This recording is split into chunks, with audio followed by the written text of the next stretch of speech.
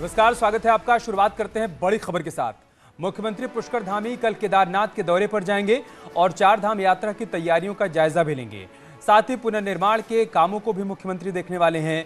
PM Modi मई में केदारनाथ दौरे पर आ सकते हैं। इसे लेकर भी सीएम धामी का दौरा काफी अहम माना जा रहा है। और इससे पहले पीएम मोदी ने फोन पर सीएम धामी से केदारनाथ और बद्रीनाथ के कामों की जानकारी ली है। लिहाजा मुख्यमंत्री पुष्कर धामी ग्राउंड जीरो पर पहुंचकर निर्माण कार्यों की बारीकियों को समझेंगे। साथ ही साथ प्रोग्रेस रिपोर्ट भी देखेंगे, क्योंकि मई में ही बाबा केदार के कपाट खुलने वाले हैं।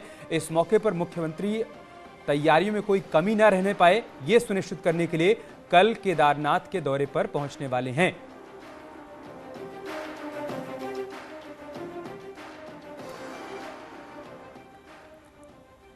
तो 6 मई से शुरू हो रही है केदारनाथ की यात्रा। पीएमओ की तरफ से इसकी मॉनिटरिंग की जाएगी। 10 आधुनिक कैमरों से यात्रा की मॉनिटरिंग करेगा पीएमओ। इस मॉनिटरिंग के लिए केदारनाथ से सोनप्रयाग के बीच आधुनिक कैमरे लगाए गए हैं। ये बड़ी जानकारी हम आपके साथ साझा कर रहे हैं। इस बार केदारनाथ की यात्रा की मॉनिटरिंग पीएमओ की तरफ से की जाएगी। इसके लिए 10 आधुनिक कैमरे भी लगाए गए हैं। यात्रा मार्ग पर मॉनिटरिंग के लिए केदारनाथ से सोनप्रयाग के बीच ये आधुनिक कैमरे लगाए गए हैं। मंगलवार को मुख्यमंत्री पुष्कर सिंह धामी केदारनाथ दौरे पर होंगे। दूसरे कार्यकाल में मुख्यमंत्री का यह पहला दौरा होगा और निरीक्षण उस काम का होगा जिस पर सीधे तौर पर प्रधानमंत्री नरेंद्र मोदी की नजर है।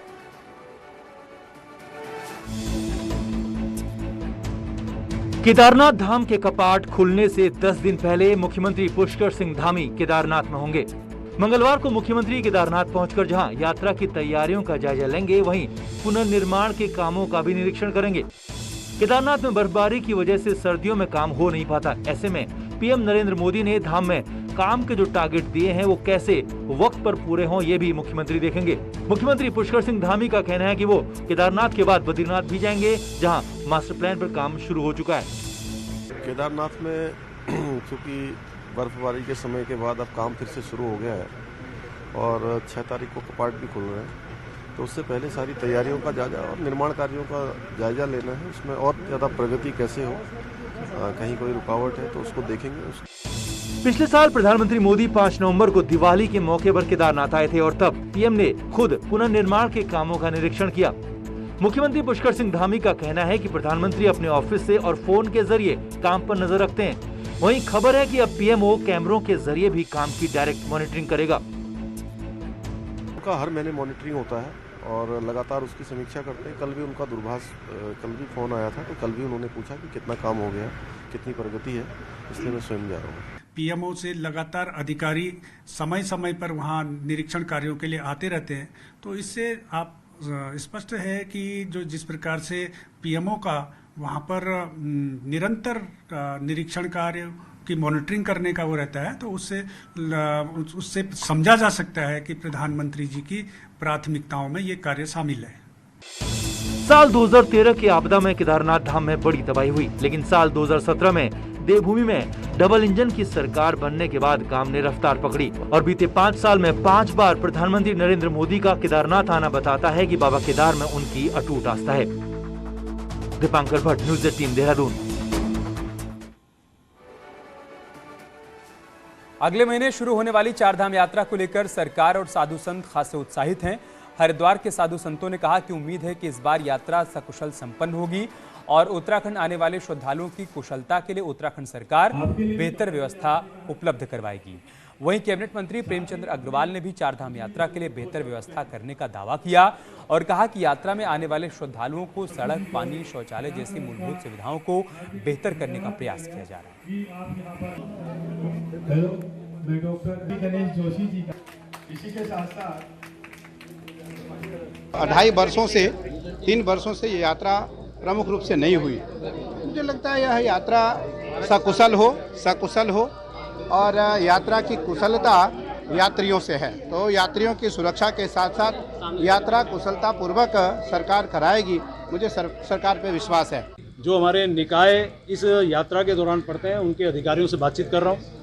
पानी से संबंधित, पेयजल और स्वास्थ्य से संबंधित या उसमें स्वच्छता से संबंधित, यात्रियों के ठहराव से संबंधित जो भी विषय उसमें हमारे आने वाले समय पे जो संभावित है उन पर हम लोग बातचीत करेंगे। इधर चुनाव हार चुकी कांग्रेस के विधायक बीजेपी में नहीं जा रहे। सोमवार को कांग्रेस नेताओं ने इस पर अपना पक्ष रखा। प्रीतम सिंह ने कहा कि साजिश करने वाले शिखंडी को आगे करके मेरी हत्या नहीं कर पाएंगे।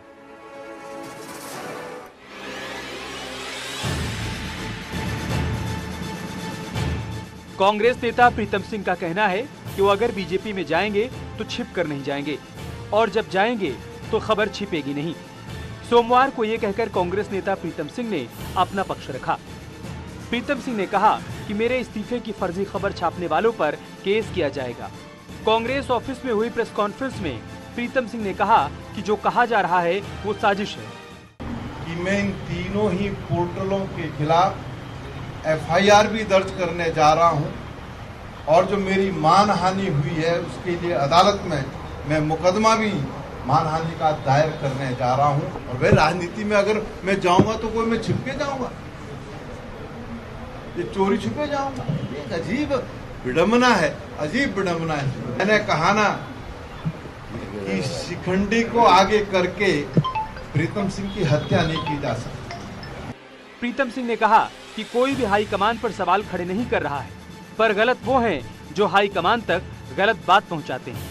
कोई सीएम के लिए सीट छोड़ रहा है तो कोई बीजेपी में जा रहा है। इन सवालों पर कांग्रेस के प्रदेश अध्यक्ष ने कहा कि जिन्होंने गलत बात की है उन पर एक्शन होगा। नहीं, हम हाईकमान में क्वेश्चन नहीं कर रहे। घर में अगर परिवार में अगर कोई प्रॉब्लम होती है भाइयों में तो उसका समाधान घर का बड़ा करता है, सयाना करता है। वही बात प्रीतम सिंह जी ने भी कही है कि लोगों की बात सुनी है, जिन लोगों ने आरोप लगाए उनकी बात सुन के फैसले भी हो रहे हैं, लेकिन जिन पे आरोप लगे हैं वो गलत है या नहीं है इस विषय में उन लोगों से चर्चा करी जानी चाहिए। यही तो मांग है। कांग्रेस में किस पर कार्रवाई होगी, कौन पार्टी छोड़कर जाएगा, कौन पार्टी को बर्बाद करना चाहता है।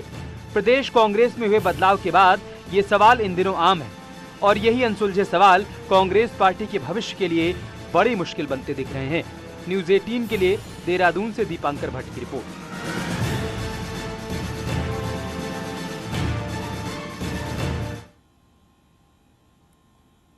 और इस बीच उत्तराखंड में 4 विधायकों के चुनाव को हाईकोर्ट में चुनौती मिली है। हाईकोर्ट ने इन सभी विधायकों के साथ ही चुनाव आयोग और जिला निर्वाचन अधिकारी समेत चुनाव आरओ को भी नोटिस जारी कर दिया है और तलब किया है।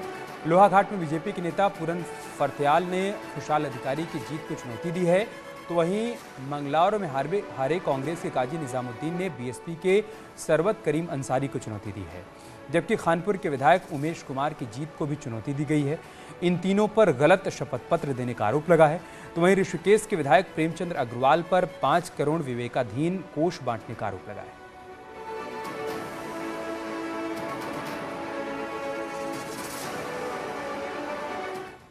सरवत करीम अंसारी जी विजयी हुए हैं, लेकिन उन्होंने अपने एफिडेविट में सारे झूठ दे रखे हैं। अपना फाइनेंशियल स्टेटस उन्होंने छुपा रखा है, क्रिमिनल रिकॉर्ड उन्होंने छुपा रखा है, अपनी संपत्तियों को छुपा रखा है। तो वो इश्यू लोगों ने उठाए हैं। हमारी याचिका में आज सुनवाई के बाद माननीय न्यायालय ने सारे उम्मीदवारों को और रिटर्निंग अफसर, जिला निर्वाचन अधिकारी और मुख्य निर्वाचन अधिकारी को नोटिस जारी किया। एसएसबी के 13वें बैच के 278 trainee constable passing out parade में विधिवत शपथ लेने के साथ ही एसएसबी का अटूट अंग बन गए हैं। इस मौके पर सीएम धामी ने बतौर मुख्य अतिथि परेड के निरीक्षण के बाद सलामी ली।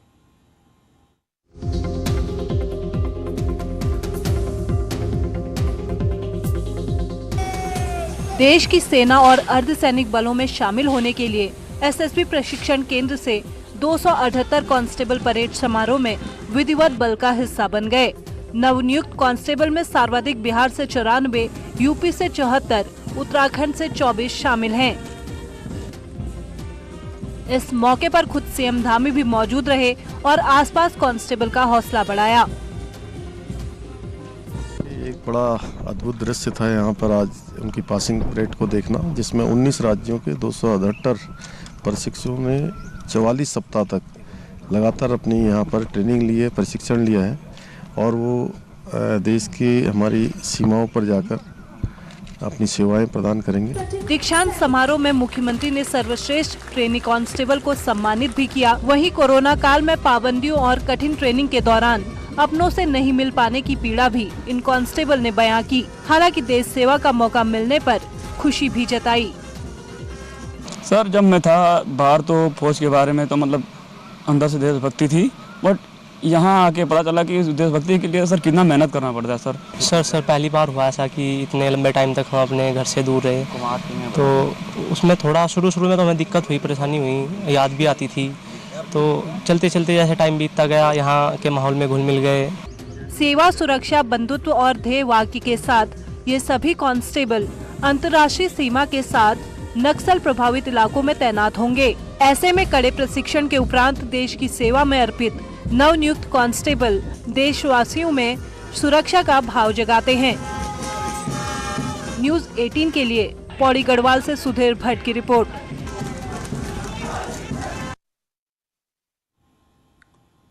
एक बड़ी खबर की बात करते हैं। कर्मकार कल्याण बोर्ड एक बार फिर से सुर्खियों में आ गया है।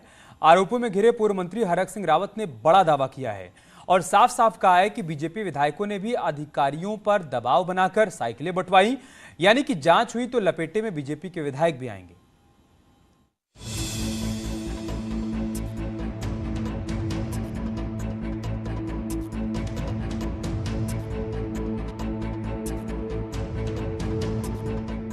करीब 400 करोड़ के बजट वाला कर्मकार कल्याण बोर्ड एक बार फिर चर्चाओं में है, और चर्चाओं में इसलिए भी शासन ने इसमें हुए घपले घोटालों की जांच के लिए एसआईटी जांच की बात कही है।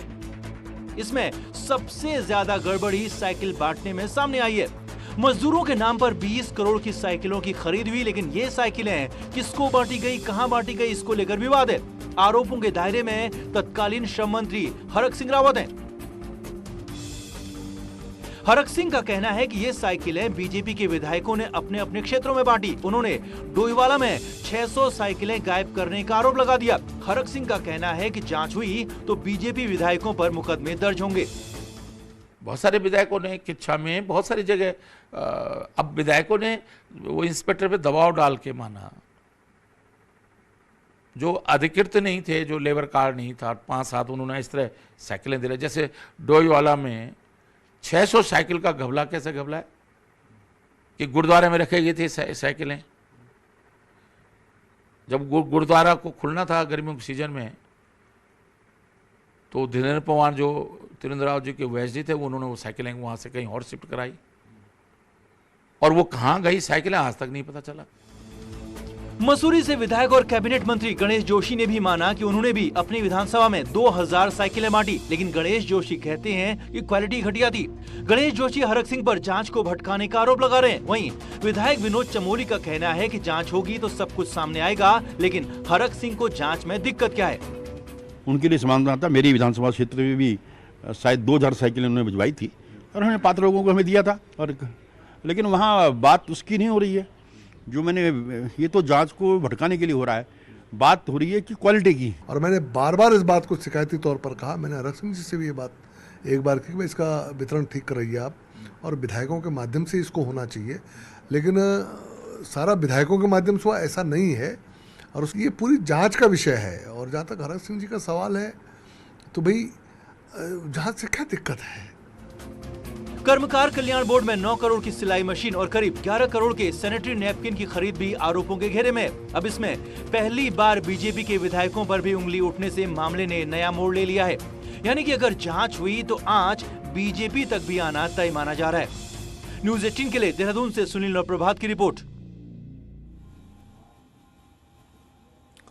इधर देहरादून की नगर निगम की बोर्ड बैठक में उस वक्त बड़ा हंगामा हो गया जब नई बस्ती चंदर रोड का नाम शहीद राजेश रावत के नाम पर रखे जाने का प्रस्ताव बैठक में रखा गया। दरअसल इस क्षेत्र की कांग्रेस से पार्षद मीना बिष्ट ने आपत्ति जताते हुए कहा कि निगम में उनके क्षेत्र में एक इलाके का नाम बदला जा रहा है, लेकिन उनके संज्ञान में ये मामला नहीं लाया गया। इतना ही नहीं, मीना बिष्ट ने उत्तराखंड आंदोलन के दौरान शहीद हुए राजेश रावत को पत्थरबाज तक कह दिया और इस प्रस्ताव को ही गलत कह दिया, जिस पर बीजेपी के पार्षदों ने जमकर हंगामा किया और मीना बिष्ट से माफी मांगने की मांग की। वहीं बाद में नाम बदलने के प्रस्ताव को पास कर दिया गया।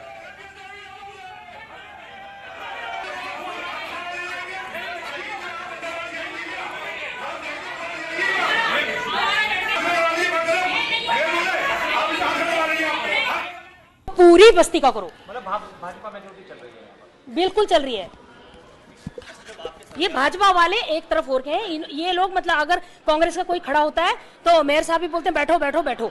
जिन्होंने अपने प्राणों को जो है बलिदान दिया और प्राणों के बलिदान के साथ साथ इस उत्तराखंड की अलग जगाई है और आज हम अपने प्रदेश में बैठे हैं, तो उसके लिए जो है वहाँ की जो पार्षद है उसने विरोध किया है। मैंने कहा ठीक है, हम आपका विरोध करके बाकी इसको सर्वसम्मति से पास करें। नेपाल ने अपने नागरिकों के लिए एक बार फिर से भारत से रास्ता देने की मांग की है। पिथौरागढ़ की धारचूला तहसील प्रशासन को नेपाली प्रशासन ने छांगरू और तिंकरू में रहने वालों को वापसी के लिए रास्ता देने की मांग की है। असल में ये दोनों नेपाली गांव इंडिया बॉर्डर से सटे हुए हैं, लेकिन गांव तक जाने के लिए नेपाल की तरफ से रास्ता नहीं है। उच्च हिमालयी इलाकों में बसे इन गांवों के निवासी इन दिनों निचले इलाके से ऊपरी इलाके को माइग्रेट करते हैं। भारतीय प्रशासन का यह कहना है कि नियमों के तहत नेपाली नागरिकों को रास्ता दिया जाएगा।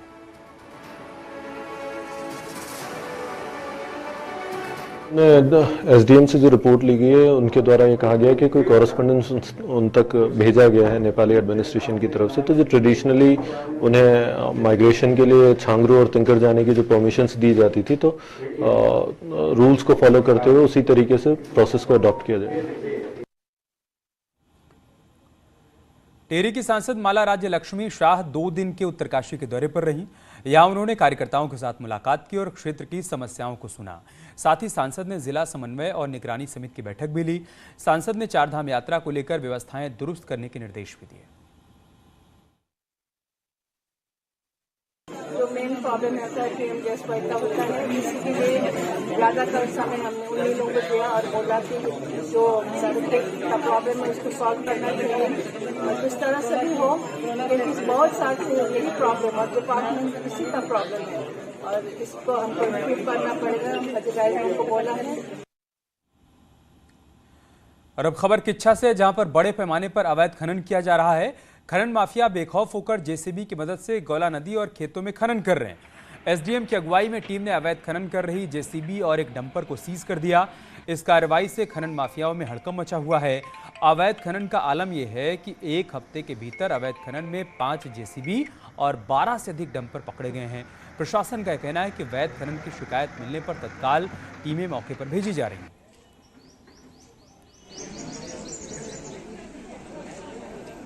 हाँ, ये शिकायतें प्राप्त हुई हैं और इसमें अभी जो हमारी राजस्व विभाग की टीम है और जो माइनिंग की टीम है, इसकी ज्वाइंट टीम बना करके इनको कार्रवाई के निर्देश दिए गए हैं। साथ ही ये भी कहा गया है कि कुछ जगह पे सीसीटीवी कैमरे इंस्टॉल किए जाएं और ऐसी जगह जहां पे चोर रास्ते हैं वहां पर खाइयां खोदी जाएं, जिससे कि इस तरह के वाहनों को निकलना मुश्किल हो। लगातार मॉनिटरिंग इस पे करने के निर्देश दिए गए हैं। यहाँ रुक रहे एक छोटे से ब्रेक के लिए, जल्द लौटेंगे कुछ और खबरों के साथ।